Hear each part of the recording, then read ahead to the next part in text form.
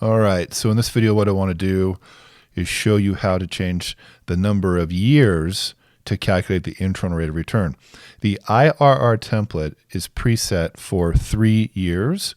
We're going to change it to 5 in this example. There's a couple different things you have to do, so you might want to watch this video a couple times. So let's jump into here. On the purchase price, we'll make it $1 million.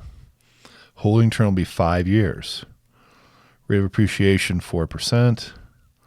There's your future price, and the sales cost, let's just say, are 8%.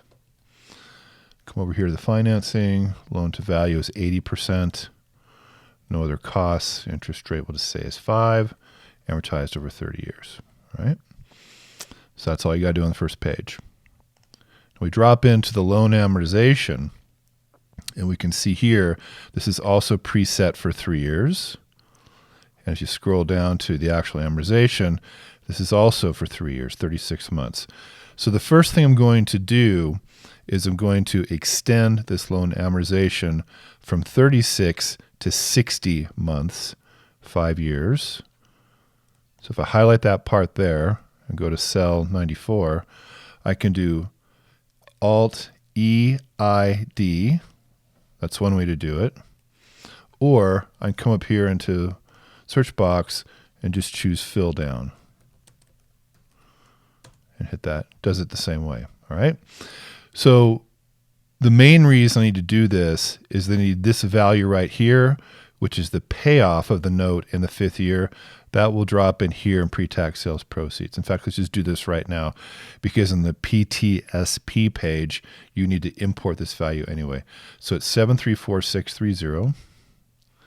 I'll just type in 734630, and that's the payoff of the note at the end of the 5th year, and that gives us our pre-tax sales proceeds. All right. So back over here, now we're done with the loan amortization page. Now the IRR calculates off of these values here, but I'll show you a different way to do it when we get there. All right, let's go to the APOD form. Keep this simple. So we have 1 unit. They're paying $10,000 rent, $120 a year. Again, keep this simple. It's just a simple example.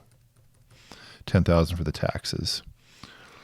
So come down here, NOI, annual debt service, pre-tax cash flow. It's all done for you, okay? Now I'm going to jump ahead to the IRRT account, and then I'm going to jump here to the stretch APOD. So we can see here on the IRR page is that we are in fact preset for 3 years, okay? So what we're going to do is we're going to make this 0123 a 0.12345, and then recalculate the internal rate of return, okay? But back to the stretch APOD. So this is set for 3 years. We need to fill this out for 5 years as well, because it's these pre-tax cash flows here, number 7 in row 26, that populate the IRRT account. So what I'm going to do is highlight here in year 3, highlight here so I can build these 2 more columns, and I can type in fill right like that, or I can do, again, the key press is Alt EIR, and that's edit fill right. And if I want to relabel these top ones, make this a 4, make that a 5. So I have to build out these pre-tax cash flows for these 2 years, okay?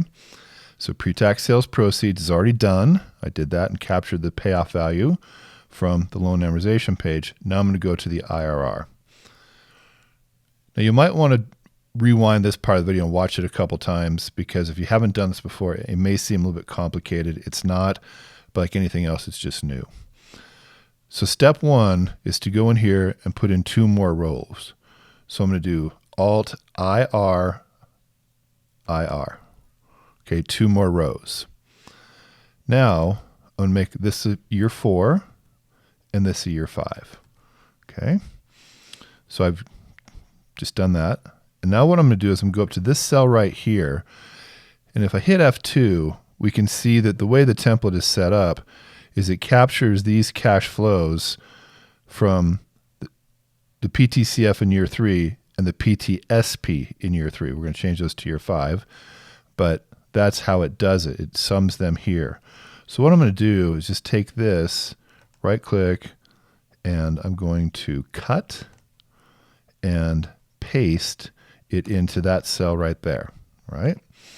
Now, when I hit the F2 key, I can see it's G13 plus G14, and that's good. That's what I want.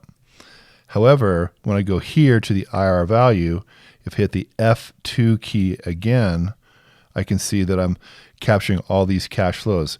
If you don't have all these cash flows, you have to change these parameters to D12:D17. It did that automatically, which is handy. Okay, so now I have to populate this one and this one from the stretch A pod. So I'm going to go over here, and these are all the same values, but I can just copy paste, but it's 58,465. And I can actually just do this. Highlight this one. I'm going to go back up here to the search box, fill down. Just do it that way. Very simple, okay? All right, let's double check our PTSP. We'll just make this 3 into a 5 so we understand what we're doing. And this is the PTCF in year 5. Let's check the PTSP, 384,691. That's correct here. And the cash flow in year 5 from the stretch A pod, 58,465. I know that's correct as well. So this cell here, again, hitting F2, it's a sum of these two.